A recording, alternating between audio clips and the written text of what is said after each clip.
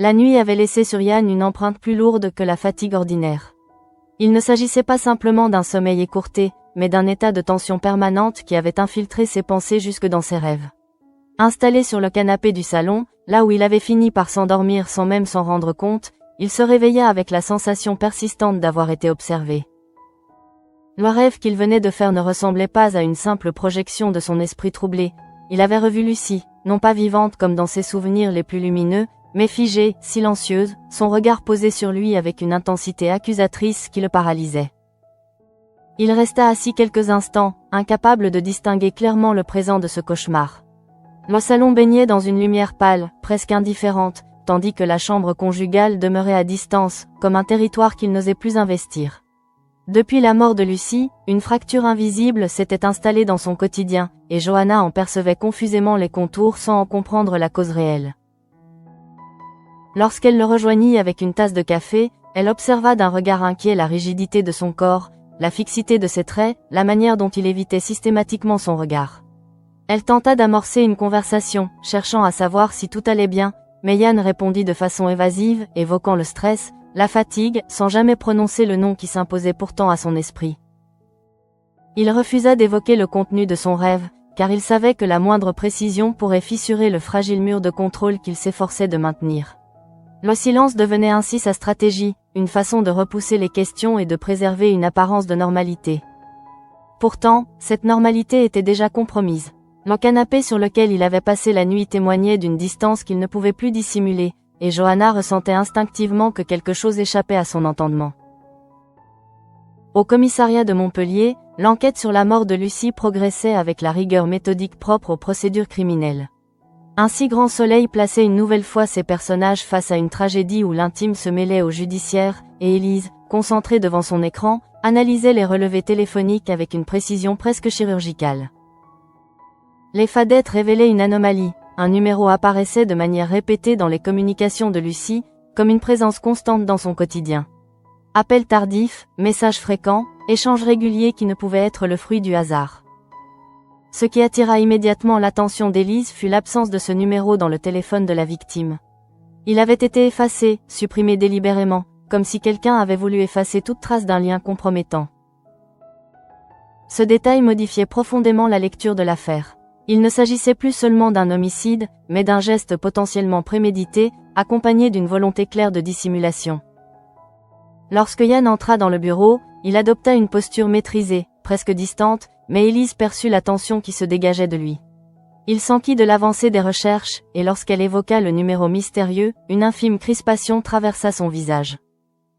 Il tenta d'élargir le champ d'investigation vers les dossiers médicaux de Lucie, suggérant qu'un patient pouvait être à l'origine de ces échanges, mais cette hypothèse ne suffisait pas à dissiper l'étrangeté de la situation. Élise, guidée par son instinct, décida de demander à l'opérateur téléphonique des informations supplémentaires afin d'identifier le propriétaire de ce numéro. Dans le même temps, Hugo présenta les conclusions médico-légales avec le détachement professionnel qui le caractérisait. L'heure du décès avait été estimée entre 20h et 22h, et l'absence de traces de lutte indiquait que Lucie avait été frappée par surprise. Le coup porté à l'arrière du crâne suggérait une attaque rapide, brutale, exécutée sans confrontation préalable. Selon toute vraisemblance, la victime connaissait son agresseur, ce qui renforçait l'hypothèse d'un cercle restreint de suspects. Les marques relevées au poignet provenaient d'un simple bracelet et ne constituaient pas un élément significatif. Yann écoutait ces conclusions sans intervenir réellement. Il annonça qu'il lirait le rapport ultérieurement, comme si la distance temporelle pouvait atténuer l'impact de ces révélations. En réalité, chaque mot prononcé par Hugo résonnait en lui comme un rappel insupportable. L'idée que Lucie ait ouvert la porte à son meurtrier, qu'elle ait été frappée sans se méfier, le hantait davantage que le cauchemar de la nuit précédente.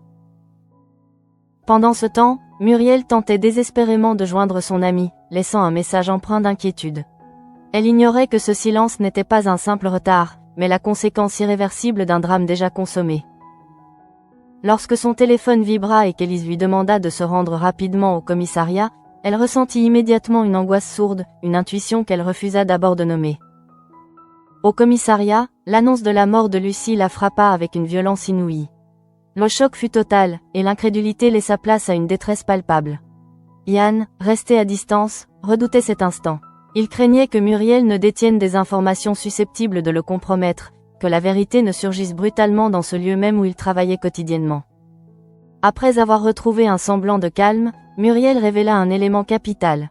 Lucie entretenait une relation avec un homme marié depuis 8 ou 9 mois. Cette relation, longtemps acceptée par Lucie malgré la souffrance qu'elle engendrait, était devenue insupportable ces derniers temps. L'homme l'avait quittée quelques jours auparavant, et Lucie envisageait de révéler la vérité à l'épouse de ce dernier. Muriel ne connaissait ni son nom ni sa profession, mais elle se souvenait d'un week-end passé à 7 un mois plus tôt, détail qui pouvait constituer une piste déterminante. Ces révélations renforcèrent la conviction d'Élise qu'il fallait orienter l'enquête vers cet amant mystérieux. Pour elle, le mobile passionnel apparaissait désormais plausible, voire probable. Yann, quant à lui, demeura silencieux. Son absence de réaction trahissait une tension intérieure qu'il s'efforçait de contenir. Il comprenait que chaque élément supplémentaire resserrait un peu plus l'étau autour de lui. Parallèlement à cette tension croissante, Caroline se préparait à un entretien décisif chez Elle Cosmétiques. Devant le miroir, elle cherchait à projeter une assurance qu'elle reconstruisait progressivement. Son parcours comportait une interruption de 10 années, conséquence d'une relation passée au cours de laquelle son compagnon l'avait poussée à abandonner son activité professionnelle. Lors de l'entretien, elle choisit d'assumer cette vérité sans détour, affirmant avec calme qu'elle menait désormais sa vie selon ses propres décisions. Cette sincérité sembla convaincre Berthier, qui lui annonça qu'elle intégrerait l'entreprise dès la semaine suivante. À son retour, l'annonce de cette embauche suscita des réactions contrastées. Si certains se montrèrent encourageants, Sabine éprouva des difficultés à accueillir cette nouvelle avec enthousiasme. Un malaise discret s'installa, révélant des tensions plus profondes liées à la place de chacun au sein de la famille et aux équilibres fragiles qui s'y jouaient. En fin de journée, Yann regagna son bureau avec le sentiment oppressant que le sol se dérobait sous ses pieds. Le projet d'adoption qu'il partageait avec Johanna lui apparut soudain comme une construction fragile, menacée par les conséquences d'un passé qu'il ne pouvait plus maîtriser. Le souvenir de Lucie, loin de s'estomper, prenait une intensité nouvelle à mesure que l'enquête avançait. Il comprit alors que le cauchemar qu'il avait réveillé au petit matin n'était pas une simple manifestation de culpabilité ou de peur, mais le reflet d'une réalité en train de le rattraper. L'étau se resserrait lentement, méthodiquement, et chaque silence qui l'opposait au soupçon d'Élise devenait un fardeau supplémentaire. La chute de Yann ne s'annonçait pas dans un éclat spectaculaire, mais dans une lente érosion intérieure, un effondrement progressif que personne, pas même Johanna, ne soupçonnait encore. Le commissariat n'avait jamais paru aussi étroit à Yann. Les couloirs qu'il connaissait par cœur lui semblaient désormais hostiles, comme si chaque regard croisé pouvait contenir une suspicion silencieuse. Depuis la révélation de Muriel concernant l'existence d'un homme marié, l'atmosphère avait changé. Ce n'était plus une enquête abstraite, fondée sur des hypothèses multiples, une direction se dessinait clairement, et cette direction pointait vers un secret que Yann savait trop fragile pour résister à un examen approfondi. Élise ne laissait rien au hasard. Après avoir recueilli les confidences de Muriel, elle reprit l'analyse des données téléphoniques avec une détermination renouvelée. Le numéro mystérieux apparaissait comme un fil rouge reliant les derniers mois de la vie de Lucie. Sa fréquence d'apparition, l'intensité des échanges, puis sa disparition brutale du téléphone constituaient un schéma cohérent. Quelqu'un avait voulu effacer une trace, et cette intention suffisait à orienter les soupçons. Dans son bureau, Yann tenta de se concentrer sur les dossiers médicaux de Lucie, cherchant à nourrir l'hypothèse d'un patient instable ou d'un conflit professionnel. Il se raccrochait à cette possibilité avec une obstination presque désespérée. Il évoqua le cas d'un patient possédant un casier judiciaire pour vol à l'étalage, insistant sur la nécessité de vérifier toutes les pistes. Pourtant, au fond de lui, il savait que cette diversion ne tiendrait pas longtemps face à la cohérence des éléments révélés par Muriel. Élise, de son côté, obtenait les premières réponses de l'opérateur téléphonique. L'identité associée au numéro effacé n'était pas encore confirmée, mais les vérifications en cours promettaient d'apporter des informations décisives. Elle partagea ses avancées avec Yann, observant attentivement ses réactions. Elle nota la rigidité de ses épaules, la brièveté de ses réponses, cette manière inhabituelle de clore rapidement la conversation. L'intuition d'Élise, forgée par des années d'enquête, lui soufflait que, au-delà du simple stress professionnel, quelque chose troublait profondément son collègue. Pendant ce temps, Muriel, encore sous le choc, tentait de rassembler ses souvenirs. Les 8 ou 9 mois de relation entre Lucie et cet homme marié lui revenaient par fragments. Elle se souvenait des hésitations de son amie, de son mélange d'espoir et de frustration, de cette douleur sourde d'être reléguée au second plan. Les derniers jours avaient été particulièrement tendus. Lucie parlait de mettre fin à cette situation, d'exiger une reconnaissance publique ou de révéler la vérité à l'épouse de cet homme. Cette détermination nouvelle pouvait avoir déclenché une réaction violente. Chez elle, Muriel était incapable de trouver le repos. Boris tenta de la soutenir, conscient que la perte brutale de son amie la laissait dans un état de vulnérabilité extrême. Il l'encouragea à se reposer, à laisser la police faire son travail, mais Muriel se sentait investie d'une responsabilité morale, celle de livrer à Élise tous les détails susceptibles d'éclairer l'affaire. Elle repensa au week-end à 7, à l'enthousiasme discret de Lucie, puis à la déception qui avait suivi. Ce souvenir, apparemment anodin, prenait désormais une importance capitale. Au domicile conjugal, Johanna observait Yann avec une inquiétude croissante. La distance qu'il maintenait devenait difficile à ignorer. Il se réfugiait dans le silence, prétextait la charge de travail, évitait toute discussion sur son état. Le projet d'adoption, qui avait jusque-là symbolisé un avenir commun solide, semblait suspendu dans un espace incertain. Johanna ne disposait d'aucun élément concret, mais elle ressentait confusément que l'homme qu'elle aimait lui échappait. Dans l'intimité de sa conscience, Yann mesurait l'ampleur du danger. Chaque nouvelle information transmise par Élise constituait une menace potentielle. L'identification du numéro effacé pouvait tout faire basculer. Il tenta d'anticiper les étapes suivantes de l'enquête, de deviner à quel moment son nom pourrait apparaître. Cette anticipation constante l'épuisait. Il ne s'agissait plus seulement de préserver son secret, mais de maintenir l'apparence d'un enquêteur objectif sur une affaire qui le concernait intimement. Au commissariat, Élise décida d'approfondir la piste de Seth. Elle envisagea de consulter les réservations d'hôtels, les transactions bancaires, toute trace susceptible de confirmer la présence de Lucie dans cette ville un mois auparavant. L'idée qu'un séjour romantique puisse se transformer en indice criminel renforçait sa conviction que l'affaire reposait sur une dimension passionnelle. Yann, confronté à cette perspective, ressentit un vertige. Seth n'était plus un simple souvenir, c'était un point d'ancrage matériel, vérifiable, susceptible de l'exposer. Il comprit que l'enquête progressait selon une logique implacable, indépendante de sa volonté. L'étau dont parlait métaphoriquement son esprit prenait désormais une forme concrète, nourrie par des données, des relevés, des témoignages. Parallèlement, Caroline entamait les premières démarches liées à son futur poste chez Elle Cosmétiques. Son embauche représentait pour elle une renaissance, la preuve qu'elle pouvait reprendre le contrôle de sa trajectoire après des années d'effacement. Pourtant, cette avancée professionnelle ne suffisait pas à dissiper les tensions au sein de son entourage. Sabine, malgré ses efforts pour paraître supportive, éprouvait un sentiment ambivalent, mêlé d'inquiétude et de jalousie diffuse. Les équilibres familiaux se trouvaient subtilement modifiés par cette nouvelle dynamique. La juxtaposition de ces trajectoires, l'ascension prudente de Caroline et la chute silencieuse de Yann, soulignaient le contraste des destinées en cours. Tandis que l'une reconstruisait son autonomie, l'autre voyait son monde se fissurer sous le poids d'un secret. En fin de journée, seul dans son bureau, Yann contempla longuement le dossier de Lucie. Les photographies, les rapports, les relevés constituaient un puzzle dont il connaissait déjà la pièce centrale. La culpabilité ne se traduisait pas chez lui par des aveux ou des gestes irréfléchis, mais par une tension constante, une hypervigilance qui menaçait de le trahir à chaque instant. Il prit conscience que l'enquête ne ralentirait pas, que ni le temps ni le silence ne suffiraient à dissiper les soupçons. La vérité avançait méthodiquement, guidée par la rigueur d'Élise et par les souvenirs de Muriel. Et plus elle avançait, plus il lui devenait difficile de maintenir l'équilibre fragile entre son rôle d'enquêteur et celui d'homme impliqué. L'effondrement qu'il redoutait ne serait peut-être pas spectaculaire, mais il serait inévitable si les pièces du puzzle continuaient de s'assembler avec cette précision implacable. La mécanique de l'enquête avançait désormais avec une précision presque froide, indépendante des tourments intérieurs de ceux qu'elle menaçait. Élise ne se contentait plus d'hypothèses générales, elle structura méthodiquement les éléments recueillis afin d'en dégager une cohérence globale. La mort de Lucie n'était plus envisagée comme un acte isolé, mais comme l'aboutissement d'une tension croissante, nourrie par une relation secrète devenue explosive. Les informations transmises par l'opérateur téléphonique commencèrent à préciser le contour du numéro mystérieux. Si l'identité exacte du titulaire n'était pas encore formellement établie dans le dossier, les croisements de données confirmaient une activité soutenue durant les mois précédant le décès. Les horaires des appels révélaient une intimité assumée. communication tardive, échanges répétés sur de courtes périodes, puis une interruption brutale quelques jours avant la mort. Cette rupture correspondait parfaitement aux confidences de Muriel concernant la séparation récente.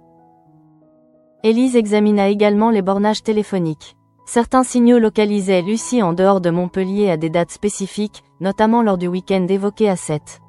Cette concordance renforçait l'idée d'une relation suivie, suffisamment stable pour justifier des déplacements communs. L'affaire prenait une dimension presque narrative, une liaison clandestine, une rupture, une menace de révélation, puis une violence soudaine. Face à ces éléments, Yann se retrouva confronté à une double temporalité. Officiellement, il participait à l'analyse des données, validait les démarches administratives et suivait les procédures. Intérieurement, il anticipait chaque avancée comme une menace directe.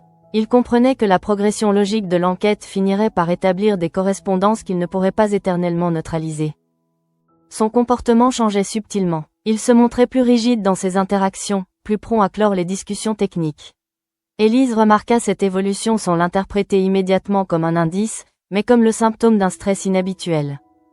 Elle savait que les enquêtes impliquant des crimes passionnels pouvaient affecter les enquêteurs, surtout lorsque la victime appartenait à leur cercle professionnel ou relationnel.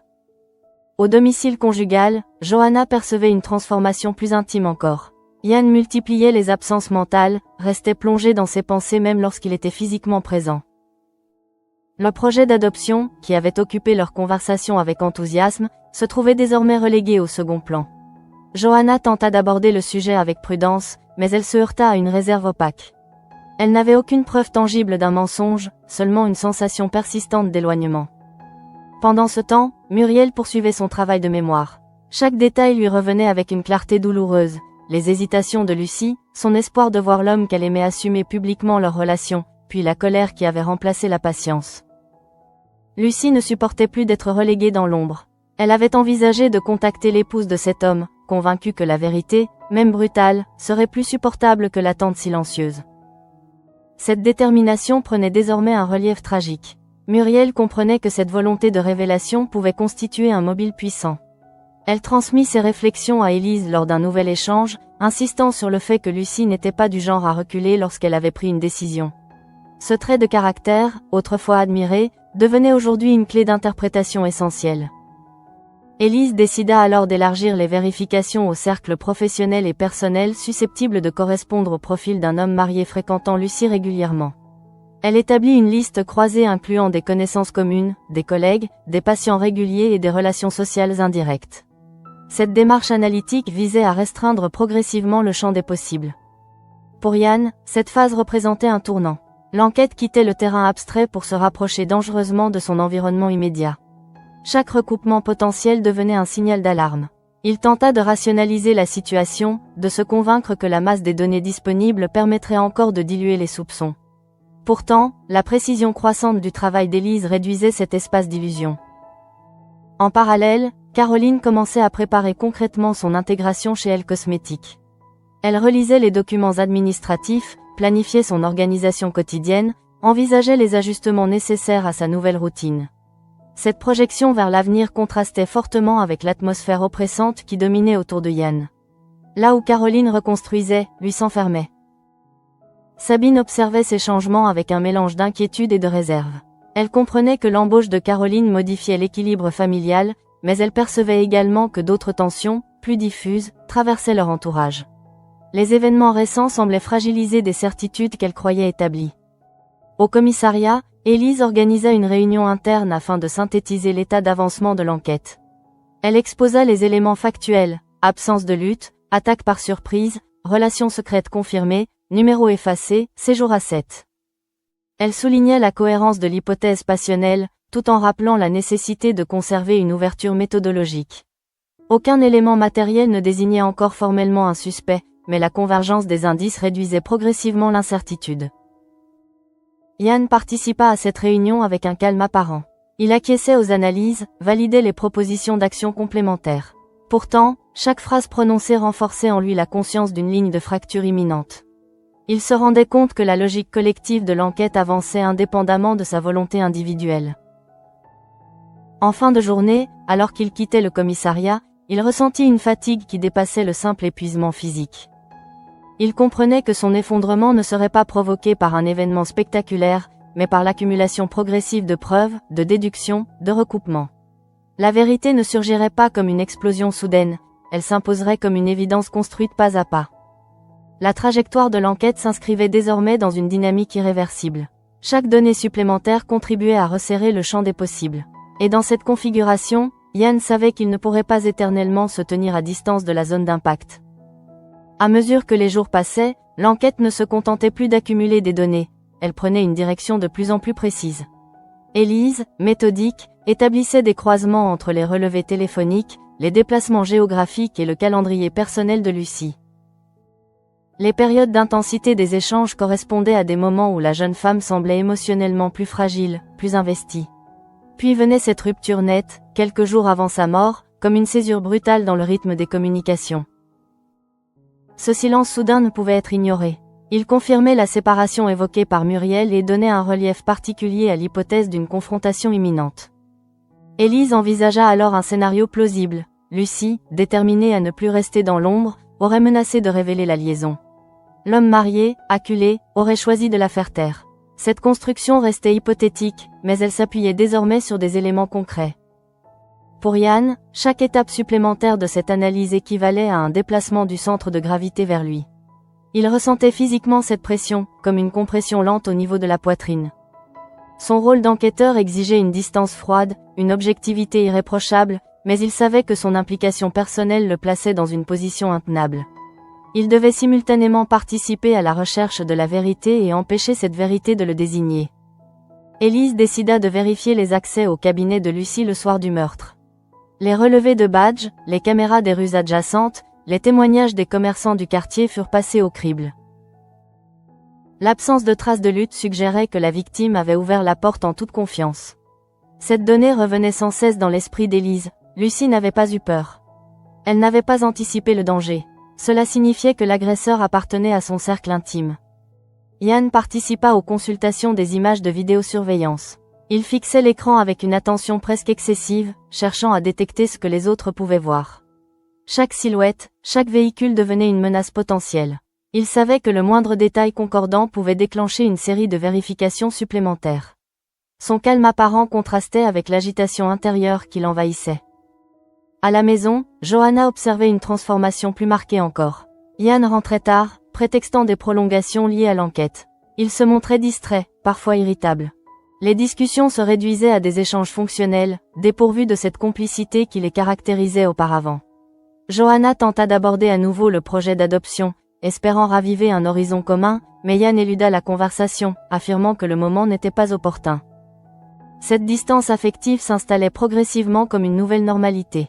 Johanna n'avait aucune preuve tangible d'une trahison ou d'un mensonge, mais l'intuition d'un déséquilibre la troublait. Elle se demanda si la violence de l'affaire Lucie n'avait pas simplement ébranlé son mari au point de le rendre plus fermé, plus vulnérable. Muriel, de son côté, commençait à mesurer la portée de ses confidences. Elle repensait aux paroles de Lucie concernant sa volonté de tout révéler. Cette détermination, qu'elle avait perçue comme un acte de courage, lui apparaissait désormais comme un déclencheur possible du drame. Elle ressentait une culpabilité diffuse. Si elle avait insisté pour que son ami renonce à cette confrontation, les choses auraient-elles été différentes? Cette question la hantait, sans réponse. Élise convoqua de nouveau Muriel afin de préciser certains points. Elle souhaitait connaître la fréquence exacte des rencontres, les lieux évoqués, les indices permettant d'identifier cet homme marié. Muriel confirma l'intensité des sentiments de Lucie, sa frustration croissante et son désir de sortir de l'ombre. Elle insista sur le fait que la rupture avait été récente et douloureuse. En quittant le bureau d'Élise, Muriel croisa Ian dans le couloir. Leur échange fut bref, presque formel, mais chargé d'une tension imperceptible pour un observateur extérieur. Ian redoutait qu'un détail oublié ne ressurgisse dans la mémoire de Muriel. Il savait que les souvenirs se recomposent parfois avec le temps, que des éléments apparemment insignifiants peuvent soudain prendre une importance décisive. Parallèlement, les démarches d'Élise auprès de l'opérateur téléphonique aboutissaient à des précisions supplémentaires. Les données bancaires liées au numéro suspect faisaient l'objet d'une vérification discrète. Sans accusation formelle, l'enquête s'approchait néanmoins d'un point critique, l'identification du titulaire de la ligne. Cette étape marquerait un basculement irréversible. Dans un autre registre, Caroline entamait ses premiers jours de préparation avant son entrée chez Elle Cosmétiques. Elle ressentait une excitation mêlée d'appréhension, consciente que ce nouveau poste symbolisait une reprise en main de son existence. Pourtant, l'atmosphère autour d'elle restait teintée d'une tension diffuse. Sabine, bien que polie, se montrait distante. Ce malaise ne reposait pas sur un conflit ouvert, mais sur une modification subtile des rapports de force et des attentes. Ce contraste entre la reconstruction progressive de Caroline et la fragilisation intérieure de Yann accentuait l'impression d'un équilibre instable au sein des différents cercles relationnels. Là où certains personnages tentaient d'avancer vers un avenir plus autonome, d'autres se retrouvaient piégés dans les conséquences d'un passé dissimulé. Au commissariat, Élise convoqua une réunion restreinte pour évoquer l'évolution de la piste passionnelle. Elle souligna que le profil d'un homme marié, craignant une révélation publique, correspondait désormais à l'hypothèse la plus cohérente. Elle insista également sur la nécessité d'agir avec discrétion afin d'éviter toute fuite prématurée. Yann écoutait ses conclusions avec une attention maîtrisée. Il comprenait que la prochaine étape serait déterminante. Si son nom apparaissait dans les vérifications, il lui serait impossible de se dissimuler derrière son rôle d'enquêteur. L'idée d'être à la fois suspect potentiel et membre actif de l'équipe d'investigation constituait une contradiction insoutenable. En quittant le commissariat ce soir-là, il ressentit une impression d'étau plus concrète encore. La pression ne se limitait plus à une peur diffuse, elle prenait la forme d'une attente précise, d'un moment redouté où la logique des faits convergerait vers lui. La chute qu'il redoutait commençait à s'inscrire dans le réel. Elle ne dépendait plus seulement de son silence ou de sa maîtrise émotionnelle, mais du rythme implacable d'une enquête qui avançait sans relâche vers l'identification de l'homme que Lucie avait aimé, puis menacé de dévoiler. L'étape que Yann redoutait finit par arriver plus vite qu'il ne l'aurait imaginé. Les vérifications demandées par Élise auprès de l'opérateur téléphonique aboutirent à une information capitale. Le numéro effacé du téléphone de Lucie était bien enregistré sous une identité précise. Cette donnée, jusque-là abstraite, devenait soudain concrète, traçable, vérifiable. L'enquête entrait dans une phase où les hypothèses allaient laisser place aux confrontations. Élise consulta les documents avec un sérieux méthodique. Elle ne manifesta aucune réaction spectaculaire, mais son regard se fit plus attentif, plus analytique. Elle savait que l'identification d'un correspondant régulier dans une affaire de meurtre représentait un tournant décisif. Avant toute communication officielle, elle entreprit de vérifier l'environnement du titulaire de la ligne, situation familiale, emploi, déplacement récent. Chaque détail pouvait constituer un indice supplémentaire ou une contradiction révélatrice. Yann, informé de cette avancée, sentit un froid lui parcourir l'échine. Il tenta de se préparer mentalement à toutes les éventualités. Il analysait les scénarios possibles, évaluait la marge de manœuvre dont il disposait encore. La logique administrative de l'enquête suivait son cours sans tenir compte de ses angoisses. Le dossier se complétait, les éléments se superposaient, et l'image globale devenait de plus en plus précise. Élise convoqua une réunion restreinte afin d'exposer les nouveaux éléments. Elle rappela la cohérence de la piste passionnelle, souligna la fréquence des échanges téléphoniques et insista sur la rupture survenue quelques jours avant la mort. Elle expliqua que le titulaire de la ligne correspondait au profil décrit par Muriel, un homme marié, socialement intégré, sans antécédents judiciaires majeurs. Ce détail renforçait l'idée d'un crime motivé par la peur du scandale plutôt que par une violence habituelle. Yann se concentra sur son attitude. Il adopta un ton professionnel, posa des questions techniques, valida les étapes suivantes comme n'importe quel membre de l'équipe. Pourtant, derrière cette façade maîtrisée, il ressentait l'effritement progressif de son assurance. Il comprenait que la prochaine étape logique serait une audition formelle du titulaire du numéro. Une audition qui pourrait révéler des incohérences, déclencher des vérifications croisées, exposer des contradictions. Dans sa vie privée, la tension atteignait un seuil plus perceptible. Johanna remarqua que Yann consultait fréquemment son téléphone, comme s'il attendait un message précis ou redoutait un appel. Il sursautait à la moindre notification. Son sommeil restait fragmenté, et les cauchemars se répétaient, parfois plus intenses encore. Il évitait toujours d'en parler, préférant invoquer la pression professionnelle. Johanna commença à envisager l'idée que l'affaire Lucie ne représentait pas seulement un dossier lourd, mais une épreuve personnelle plus profonde pour son mari. Elle tenta d'établir un dialogue, de l'inciter à exprimer ses émotions.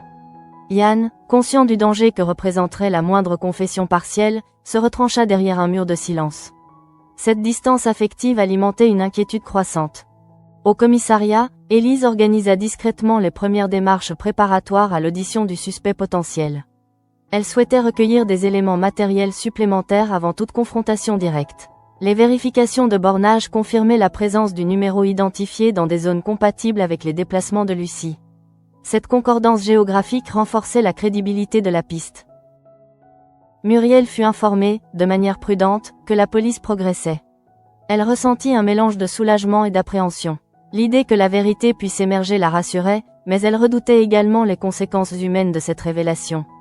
Elle connaissait la souffrance que Lucy avait éprouvée dans cette relation clandestine, et elle mesurait désormais l'ampleur tragique qu'elle avait prise. Caroline, quant à elle, poursuivait sa préparation pour son entrée chez Elle Cosmétiques. Les démarches administratives, les choix vestimentaires, l'organisation de son emploi du temps occupaient son esprit. Cette concentration sur un objectif concret lui permettait de s'extraire momentanément des tensions ambiantes. Toutefois, Sabine observait avec une attention discrète cette transformation, consciente que chaque évolution individuelle modifie subtilement l'équilibre collectif. Le contraste entre ces trajectoires devenait de plus en plus frappant. Tandis que Caroline construisait un avenir professionnel affirmé, Yann s'enfonçait dans une zone d'incertitude où chaque avancée de l'enquête menaçait de le désigner. Un soir, seul dans son bureau, Yann consulta le dossier avec une lucidité nouvelle. Il comprit que la logique des faits ne pouvait être indéfiniment contournée. L'identification du numéro constituait un point de non-retour. Si les auditions confirmaient les éléments déjà établis, il deviendrait impossible de maintenir l'illusion d'une distance professionnelle. Il prit conscience que son effondrement potentiel ne dépendrait plus uniquement de la solidité des preuves, mais de sa propre capacité à maintenir une cohérence dans ses déclarations et ses comportements. La moindre incohérence, la moindre hésitation pourrait éveiller des soupçons. La pression n'était plus abstraite. Elle était désormais incarnée dans un nom, une ligne téléphonique, un dossier concret. L'étau dont il avait pressenti la présence depuis le début de l'enquête se refermait avec une précision méthodique. La vérité n'était pas encore officiellement révélée, mais elle avançait à pas mesurés, guidée par la rigueur d'Élise et par la logique implacable des faits. Yann savait que le temps jouait contre lui. Chaque jour supplémentaire n'apportait pas un répit, mais une nouvelle pièce au puzzle. L'équilibre fragile qu'il tentait de préserver menaçait désormais de céder sous le poids cumulé des preuves et de ses propres silences. L'enquête entra dans une phase plus exposée dès lors qu'Élise valida la convocation officielle du titulaire du numéro identifié. La décision ne fut pas prise à la légère, elle s'appuyait sur la convergence des relevés téléphoniques, des bornages géographiques et des témoignages indirects de Muriel. L'objectif était clair, confronter les faits à la version de l'homme concerné, vérifier la cohérence de son récit, évaluer ses réactions face aux éléments matériels déjà établis. Yann accueillit cette information avec un calme apparent, mais il ressentit immédiatement le basculement. Jusqu'alors, l'enquête évoluait dans un espace d'analyse. Désormais, elle entrait dans celui de la confrontation directe. L'audition représentait un point critique, elle pouvait soit ouvrir une nouvelle piste, soit resserrer brutalement le champ des soupçons. Élise prépara la séance avec rigueur. Elle structura les questions de manière progressive, débutant par des éléments neutres avant d'introduire les données sensibles. Cette méthode visait à observer les variations de comportement, les hésitations, les contradictions éventuelles. Elle connaissait l'importance de ces micro-réactions dans les affaires à forte dimension émotionnelle. Au moment où l'audition débuta, l'atmosphère du commissariat se fit plus dense. Yann participa en tant que membre de l'équipe, tentant de conserver une posture professionnelle irréprochable. Il mesurait chaque geste, chaque regard, chaque silence. L'homme convoqué reconnut avoir connu Lucy, mais minimisa la nature de leur relation. Il admit des échanges, évoqua une amitié, tenta de réduire la fréquence des contacts. Élise opposa calmement les relevés précis des appels et des messages, soulignant la régularité des communications nocturnes. La tension monta graduellement. Confronté aux données objectives, le suspect reconnut finalement une relation sentimentale. Il admit que la rupture était récente et difficile, mais nia toute implication dans la mort de Lucy. Selon son récit, il avait mis fin à la liaison pour préserver son mariage et éviter un scandale. Il affirma ne pas avoir revu Lucy le soir du meurtre. Yann écoutait ses déclarations avec une concentration extrême. Chaque phrase constituait une variable nouvelle dans l'équation qu'il tentait de maîtriser. Il observait les réactions d'Élise, cherchant à deviner si elle percevait des incohérences majeures. L'audition ne produisit pas de confession, mais elle confirma la dimension passionnelle de l'affaire. L'homme apparaissait fragile, inquiet pour sa réputation, mais aucun élément immédiat ne le reliait matériellement à la scène du crime. Élise décida d'approfondir les vérifications, notamment en recoupant l'emploi du temps du suspect avec les bornages téléphoniques du soir du meurtre.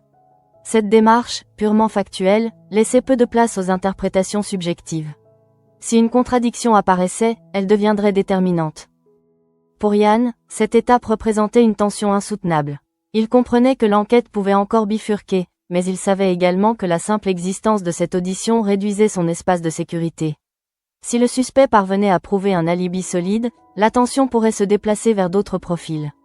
L'idée que l'enquête revienne à un cercle plus restreint l'inquiétait profondément. Dans sa vie personnelle, la distance avec Johanna s'accentuait. Les discussions devenaient rares et superficielles. Johanna, désormais consciente d'un malaise persistant, commença à envisager que le problème ne se limitait pas à la pression professionnelle. Elle observait les changements de comportement, l'évitement des sujets sensibles, l'agitation nocturne. Une inquiétude diffuse s'installait, sans qu'elle puisse encore en identifier la cause. Muriel suivait l'évolution de l'enquête avec une attention fébrile. Elle oscillait entre l'espoir d'une résolution rapide et la peur de découvrir une vérité plus complexe qu'elle ne l'imaginait. Elle continuait à revisiter ses souvenirs, cherchant un détail oublié, une conversation passée inaperçue. Le poids du deuil se mêlait à celui de la responsabilité morale. Caroline, quant à elle, franchissait les premières étapes concrètes de son intégration chez Elle Cosmétiques. Cette progression professionnelle, bien que positive, se déroulait dans un environnement relationnel tendu. Sabine demeurait distante, observant avec réserve cette nouvelle dynamique. Le contraste entre la reconstruction de Caroline et la fragilisation de Yann devenait plus visible encore. Au commissariat, Élise reçut les premières vérifications concernant l'alibi du suspect. Certains éléments concordaient, d'autres nécessitaient un examen approfondi. Rien n'était encore tranché. L'enquête demeurait ouverte, mais la confrontation avait clarifié un point essentiel. La relation entre Lucie et cet homme constituait le centre émotionnel de l'affaire. Yann, en quittant le commissariat ce soir-là, ressentit une fatigue qui dépassait l'épuisement physique. Il comprit que la simple progression procédurale suffisait à éroder ses défenses. Chaque audition, chaque recoupement représentait une menace potentielle. La vérité ne surgissait pas brutalement, elle s'approchait par couches successives, réduisant progressivement les zones d'ombre. Il savait que le véritable basculement n'était peut-être pas encore survenu, mais il percevait que l'équilibre fragile qu'il maintenait vacillait. L'enquête avait franchi un seuil. Elle n'était plus une accumulation de données, elle devenait une série de confrontations où la cohérence des récits serait mise à l'épreuve. La chute redoutée n'était pas encore visible aux yeux des autres, mais elle prenait forme à l'intérieur de Yann, comme une fissure invisible qui s'élargissait lentement sous la pression constante des faits. L'audition n'avait pas produit l'explosion que certains redoutaient ou espéraient. Aucun aveu, aucune contradiction flagrante ne s'était imposée comme une évidence irréfutable. Pourtant, l'enquête avait franchi un seuil invisible.